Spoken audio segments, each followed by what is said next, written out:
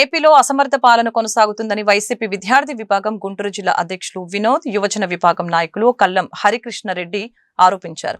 Super 6 అంటూ పాలకులు self డబ్బా కొట్టడమే సరిపోతుందని ఎద్దేవా చేశారు. ఏపీలో రెడ్ బుక్ తప్ప అంబేద్కర్ రాజ్యాంగం ఎక్కడ అమలవుతుందని ప్రశ్నించారు. పేద ప్రజల ఆరోగ్యాన్ని దృష్టిలో ఉంచుకొని జగన్ 17 మెడికల్ కళాశాలని తీసుకువస్తే నిధులు లేవంటూ పీపీపీ మోడల్లో అభివృద్ధి చేస్తామంటూ చంద్రబాబు చెబుతున్నారని మండిపడ్డారు. ఇందుకు నిరసనగా 19వ తేదీన చలో మెడికల్ కాలేజీ పేరుతో బ్రాహ్మణపల్లి మెడికల్ కళాశాల వద్ద నిరసన కార్యక్రమం చేపట్టనున్నట్లు తెలిపారు. గురువారం గుంటూరు జిల్లా వైసీపీ కార్యాలయంలో ఇందుకు సంబంధించిన పోస్టర్ ని వైసీపీ విద్యార్థి విభాగం నాయకులు ఆవిష్కరించారు. ఈ సందర్భంగా వారు మీడియాతో మాట్లాడుతూ పోలీసులు ఎన్ని అడ్డంకులు సృష్టించినా, అక్రమ కేసులు బనాయించినా ఈ నిరసన ప్రదర్శన విజయవంతం చేస్తామని వివరించారు. ఈ కార్యక్రమంలో గుంటూరు జిల్లా వైసీపీ యువజన విభాగం అధ్యక్షులు ఉత్తేజ్ రెడ్డి పాల్గొన్నారు. వైఎస్ఆర్ కాంగ్రెస్ పార్టీ ఉమ్మడి కృష్ణా గుంటూరు జిల్లాల యువజన విభాగం జోనల్ అధ్యక్షుడిగా ఉన్నాను.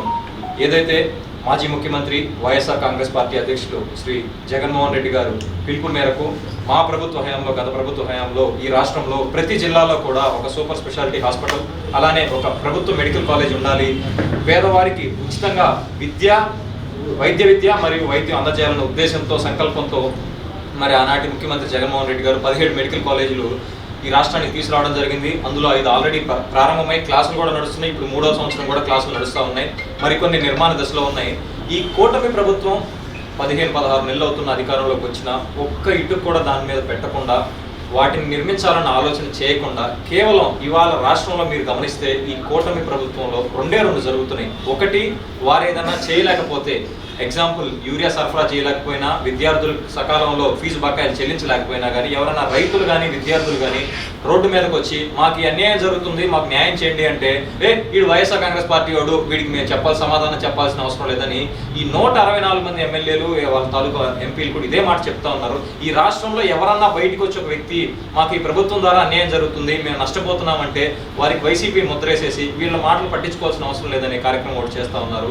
మరోటి, వాళ్ళ చేతకాంతనాన్ని అయిన వారికి దోచిపెట్టాలన్న ఉద్దేశంతో సెప్టెంబర్ మా పార్టీ వైఎస్ఆర్ కాంగ్రెస్ పార్టీ జగన్మోహన్ రెడ్డి గారు ఆదేశాల మేరకు మేము యువజన విభాగం తరఫున, విద్యార్థి విభాగం తరఫున ఈ మెడికల్ కాలేజీలు ఏదైతే జగన్మోహన్ రెడ్డి గారి హయాంలో ఈ 5 సంవత్సరాలు, మేము 5 సంవత్సరాలను కూడా అనకూడదు, మా జగన్మోహన్ రెడ్డి గారు బయటికి వచ్చి ప్రజల కోసం పనిచేసిన ఈ 3 సంవత్సరాల్లోనే 17 మెడికల్ కాలేజీలు కానీ, ఈ గవర్నమెంట్ హాస్పిటల్స్లో ఏదైతే పేదలకి ఈ ఉచిత వైద్యం అందాలి, విద్యార్థులకు వచ్చేసి ఉచిత విద్య అందాలి, ఇలా ఏదైతే 17 కాలేజీలు ఎక్కడ చరిత్రలో లేని విధంగా ఇంత తక్కువ టైంలో ఇన్ని కాలేజీలు పెట్టి ఇంత చేసేదానికి నాంది పలికారు. దానికి ఈ కూటమి ప్రభుత్వం వచ్చిన తర్వాత దాన్ని స్పాయిల్ చేయాలి.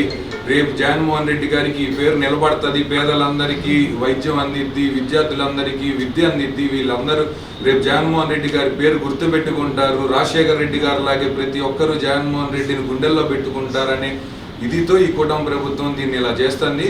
దీనికి నిరసనగా మేము రేపు గురిజాల, పల్నాడులో ఉన్న గురిజాల మెడికల్ ప్రజలు ఎవరు ఎటువంటి నోటంబడి నుంచి రావట్లేదు.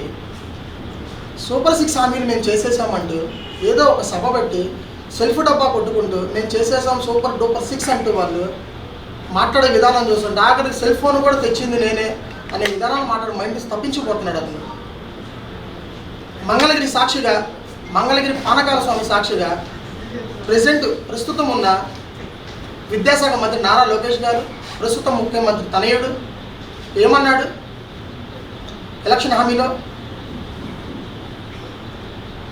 మెడికల్ కాలేజీలు ప్రభుత్వమే నడిపిస్తుంది, ప్రైవేటీకరణ మేము చెయ్యము.